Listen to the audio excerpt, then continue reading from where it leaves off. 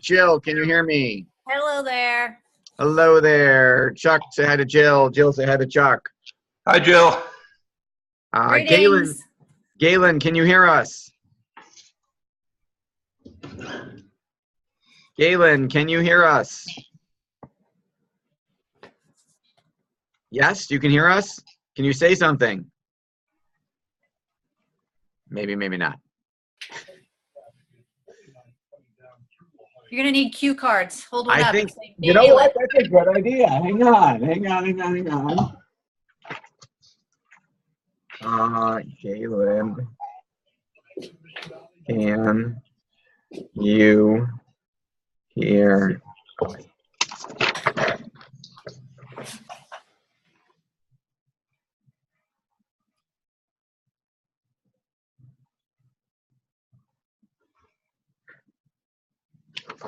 Okay. Anyway, we do what we can do. All right. Jill, congratulations. Your video's done. Yeah, it looks great. All right. I'm going to show everybody if that's all right. Absolutely. All right. Now my desktop crashed, so I'm doing this from my laptop. So hopefully you can you see the video? Yes. Okay. Hopefully you can hear it too. I'm going to hit the play button and we're going to find out. Nope. No sound. You can't hear it? Nope. Hang on. All right. I don't know how to fix that. Hang on. All right. Well, I'm going to play it, and you've heard it because you have it, but everybody can watch it.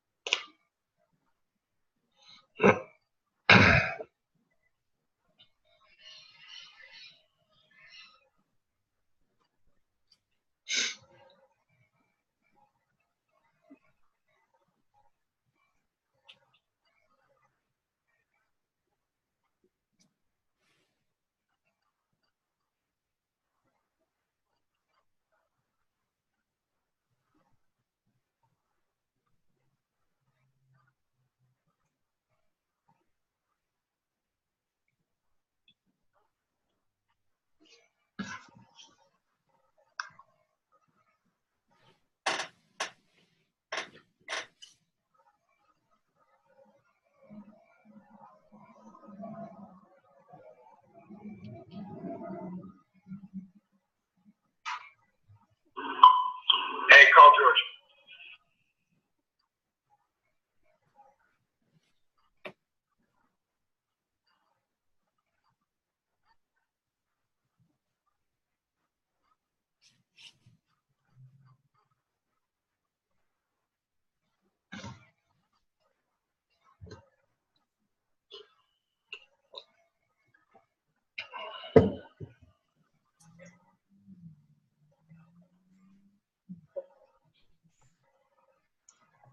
All right. So that's the version without the sound.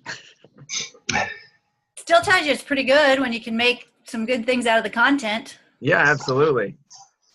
All right. Congratulations on getting it done. Have you gotten that up on your website yet? Up on social media? No, I sent it to our, I guess yesterday was either yesterday or the day before was when I got it back finalized from Laura with the changes. Sent it to our web gal. She told me now I have to get it up to Wistia. We're going to get it on. I have a meeting tentatively with Laura, or I got to get a time tomorrow to now discuss how to use it, because we have not ever done any of the Facebook stuff as far as the ads and things like that. So I'm going to try to get some help walking through all the things we should do. Awesome. Yeah. Well, good news is we do that all day, every day. Yeah. Awesome. Chuck, we showed off your landing page last week. How's it going?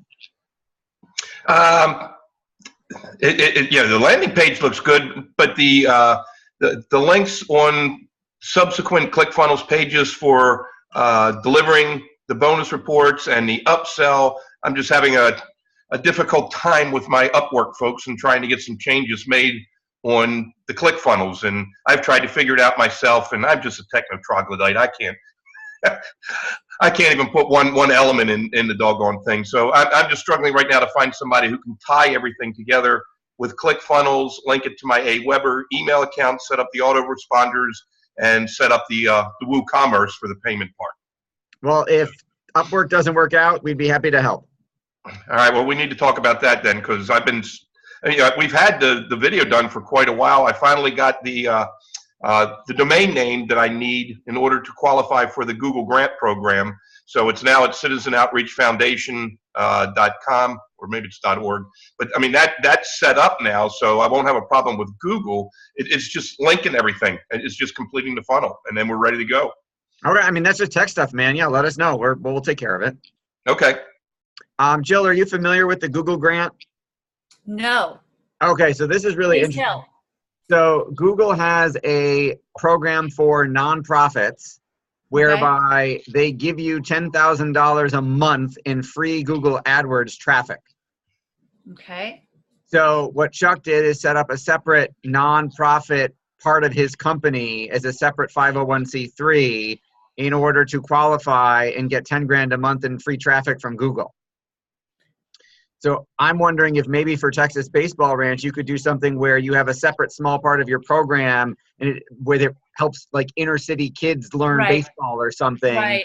And Or get exactly. Or maybe, I don't know if somehow it's whether it's going out and working with them or putting something together where they get scholarship money to come in and participate. Okay. Or it's a field trip or something. True. Yeah, it doesn't have to be major, I guess, does it? It just has to be that it's you just gotta be a qualified do-gooder. Yep. Okay, great. That's good to know. Good to know.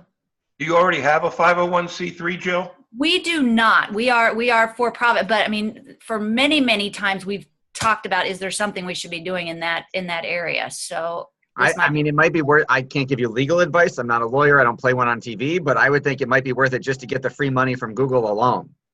Right. Now, how does that, so does then the money from Google have to be used back towards the 501c3? Yes. Yeah. Only, right? Okay. I mean, assume such. Right. But the way to monetize it is to have because not every single one of those, so you're driving traffic to, let's say, the separate page for the 501c3, but there's going to be people in there who the goal obviously is upsell, is because when we're running Google ads, not every single one of them is going to say, are you broke and want to play baseball? Right. Okay. So we could run similar ads to the ones you should hypothetically already be running, and then not everybody targeted is going to be low income, and you're going to get some full price sales off of it after they go through the funnel. Sure. And the message is going to be it's going to be the same with that one small exception. So, I mean, anybody, even someone seeing it the other way, it could trigger an interest. Right. And then they might say, hey, I don't need this to be subsidized. I'm happy to pay for it.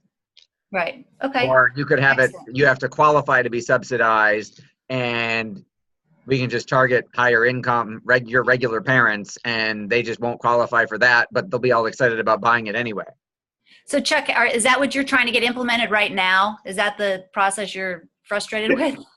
Yeah, exactly. I have plenty of content. All I'm trying to do is capture the email addresses, and then I can send out a weekly short email to those folks on what they've subscribed to. But then the upsells I can link to my for-profit thing, right. Consulting and coaching and that sort of thing. And I mean, if you don't mind, Joe, I'll give you a suggestion on the 501c3. Sure. That I did. It is very, very long and complicated process to get a 501c3 from the IRS. It's even more so today than it has before. I know when I did this 10, 15 years ago, lawyers were looking for anywhere from $5,000 to $10,000 to do it. And I'd almost have to recommend a lawyer because it's so complicated. Right. But there's a service called GuideStar. And if you go to GuideStar, you can research 501c3s that are already in existence. And it'll take a little bit of time to do the research, but if you find a 501c3 that's similar to what you're doing, but isn't actually using the 501c3, you'll be able to see that they're filing an IRS report, but they're showing no income and no activity. Reach out to those folks and just say, hey, I see that you've got something similar to what I'm doing. It looks like you're not active. Are you going to keep it, or would you consider turning the 501c3 over to me? Then it's just a phone call. You have a board meeting, and they say, yeah, we're going to go ahead and make Jill our CEO, and we're going to turn the whole management over to her. And then you've got yourself a 501c3 in a 15-minute phone call instead of going through a year or more. And I did that. That's how I got Citizen Outreach. I found one that was similar to what I was doing, and we just took it over, and they were happy to do it. They just said, hey, can we still be on your board? And I said, yeah, absolutely. And I mean, even if you had to pay them a couple $100 or something, that'd be worth it, because it'd be fast and cheap. Yes. Oh, no, that's excellent idea, because I mean, in our industry, there's a lot of people that originally set their business up as a 501c3. I mean, they thought that's what they should be doing, because one, they hadn't found a way, or didn't think they could find a way to make money in the business. And then our turnover, like any business, I mean, so that's a great idea, at least to start and see what might be there. Thank you very much. You're welcome. Yeah, it might not be direct. There might not be a baseball camp, but there might be, there's got to be like sports camps for underprivileged youth that didn't raise the money. Sports, okay. Chuck, man, that's worth the price of admission right there, buddy. Yeah, that's great. Jill can put you on the board. Exactly. Awesome. Galen, can you hear us yet? No, you can't hear us. Then how are you saying no? Lip reader. Ah, okay. Okay. All right, I got an idea. We got a chat box. Hang on. Galen, type your questions. Look at the chat box. Okay. Okay, I will call you later. It's showing up I don't know if it helps. It's showing up at the bottom of the screen. It says chat. I don't know if that helps. Apparently not. Okay. Okay. All right, awesome. Good stuff so far. What else can we answer or do for you guys? Can I ask you real quick? I'm sure it'll be in the meeting. I started to dig around a little bit inside the Facebook ad part. Yep. Selecting the niche or selecting the areas like, youth baseball, Major League Baseball, whatever. How many versus how few? Is there an idea to go more or an idea to go less? Does it make a difference? It does. So you want to start off broader, because Facebook is an ad agency. They're not a social network. They only make money selling ads. So if you pick a tiny niche of 10,000 people and Facebook sees, wow, in order to reach all 10,000, it would only cost her $200. We're not going to make any damn money. So they're going to jack up your prices. Like the cost you pay per click or per conversion will be really high. But if you have a bigger niche and start there, Facebook will see, oh, we don't have to charge that much because she'll be around a while. It's going to take her a while to reach this space, all these people, and we'll make money. So you start there and they start giving you cheaper traffic, and then we gradually narrow down after they've given us cheaper traffic, and that way they don't automatically jack up the prices. And then we can spend more when we know where the list looks best, right? Yeah. Okay. And then when you see those nominal numbers like $2, $3 or whatever per day, I'm like, really? I mean, what's that number going to have to be around? Okay, so I was just the last 2 weeks, for a couple of weeks, we didn't have meetings because I was traveling and speaking at events. And I spoke at this e-commerce event in San Diego. It's all these people who sell on Amazon or Shopify. They buy 10,000 widgets from China and ship them to Amazon and sell them on Amazon for $1 and make a bunch of money. And I spoke 4 times. I was originally just going to just be there because they're clients of mine. And then the first guy who got up and spoke, there were a couple hundred people in the audience on Facebook. I was twitching in the back, And I was like, how do I walked up to the event promoter and said, how do I politely interrupt this guy and tell him he's absolutely wrong? And he's telling all these people, all you got to do is spend $5 a day. And this is terrible. So they then gave me a speaking slot and it worked incredibly well. And then I spoke 2 more hours on the second day and another hour on the third day. So that whole spend $5 a day thing, I personally think is crap. Facebook isn't going to give you any traffic for $5 a day. I looked at that. I mean, I don't know. Like I told you, I am naive on it. I'm looking at that going, that just seems nuts. No, so it's a dead giveaway that you're, to them, to Facebook, that's wannabe internet marketer with no money. Right. So why would they give you traffic? So is there a magic number of how much you have to spend? No, because every business is different. So we want to test as cheaply as we can so that we have real metrics and know what does it cost us to acquire a lead? And then how many leads do we need to turn into a customer? Okay, it cost me $57 on this campaign to get a customer. Am I profitable at that? How many do I want? How do I scale? Right. Okay. Yeah. So no, I would not start at like $5 a day. Remind me, do you remember I don't remember, how many fans do you have on your page? 5,000 on our page. Okay, so you got a good start. Okay, so I would probably start with a engagement campaign to your existing fans to show Facebook that you have traction. So before I went to a cold market that doesn't know you, I would do engagement to your existing fans so that Facebook sees the activity on your page go up in terms of comments and likes and shares. Okay. Because once they see there's a good quote unquote user experience and that people are engaged, when you do start going for new cold traffic, it'll be cheaper. Are there some general numbers on, like, when we put out a post that you get so many, do you know when it's good? Like on a post, like 5,000 is a number. I mean, I say on average there's 1,000 reaches. And again, I don't even know what all those details mean. And then we, just get a couple comments here and there and a few shares here and there. Are there some standards that we should be shooting for? More than that, yes. Yeah, okay. So if you've got 5,000, I'm guessing if Facebook is showing your post to 500 or 1,000 people, that's 10 or 20% of your fan base. That's about right. I would want 10 to 30% of the people who it reaches to actually engage. Okay. I would try and shoot for at least a baseline of 10%. So if 1,000 people saw it, I would want like 100 interactions. Okay. And again, if you pay Facebook, they will happily make sure you get those interactions. Right. Okay.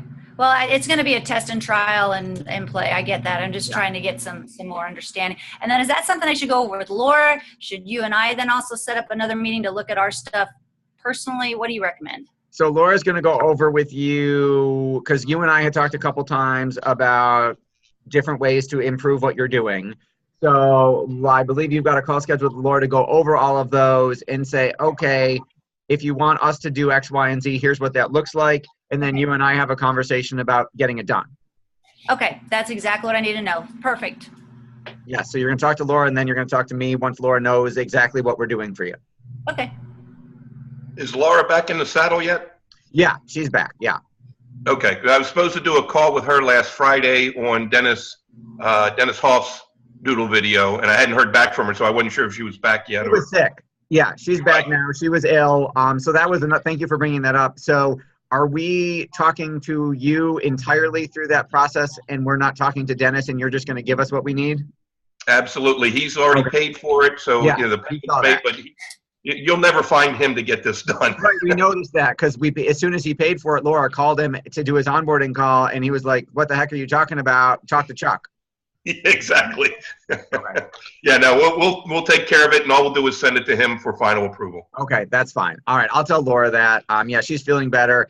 Dennis, Jill, and Galen is a very interesting guy. He has a HBO show called The Cat House because he owns 7 brothels in Nevada. Legal brothels, we always have. Where prostitution is legal. And he is now running for office, and we are creating his sketch animation video for his political campaign. Oh, nice. Yeah. Nice. That'll be interesting to see. Yes, it Yeah, will be. We'll see if Laura can figure out how to draw a Playboy bunny or something. So what's the chances look like? Has he said? Is this, what local office? He's actually got a very good chance. He's running for the state legislature. He ran last year as a libertarian, third party, and he got 46% of the vote. So this year, last December after the election, he switched parties, and now he's running as a Republican, and it's a big Republican district, so all he has to do is win the primary. And the guy who had the primary last time, he voted for the largest tax increase in history and only beat a candidate that had no money by 115 votes. So he's got a very good chance of winning next year. Excellent. I look forward to seeing that Doodle video. That's going to be fun. Yes, we appreciate the referrals.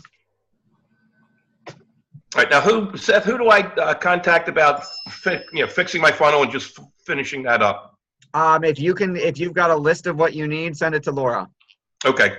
And then I won't charge you a markup on it. We'll just charge you whatever the hourly rate is. I don't need to make money on that. We just want you to get it done so you can use the video. Yeah, great. On a similar question, Seth, how do you work with people like us on additional videos? So once we've been through this process and want to incorporate it in other ways and other events and things like that, can we talk about that as well? Yeah, so the first video obviously we did for all of you as a lost leader to get you in the door. Right. And we were perfectly willing to lose money on that video obviously in the goal of earning future business. Yep. So if you have an idea of how many you want, I can get you. It won't be our regular pricing. You won't have to pay the $2,000 for 2 minutes. Okay. We'll get you a discount, but let me know how many you want, and we can get you the existing client discount. Great. I'll start processing that list, think through all the ways we can use it, and then see what we've got. Yeah. Excellent. And that reminds me, where are you with, I'm supposed to talk to Brent Jones, I think later today. Did he ever follow through and order his video for his real water bottle company? We're almost done. Yeah, he did the first one. We're almost done with it. He disappeared for a couple weeks. If you hang on 1 second, I will go ask Laura where we are. Okay. Give me 2 seconds. Got it.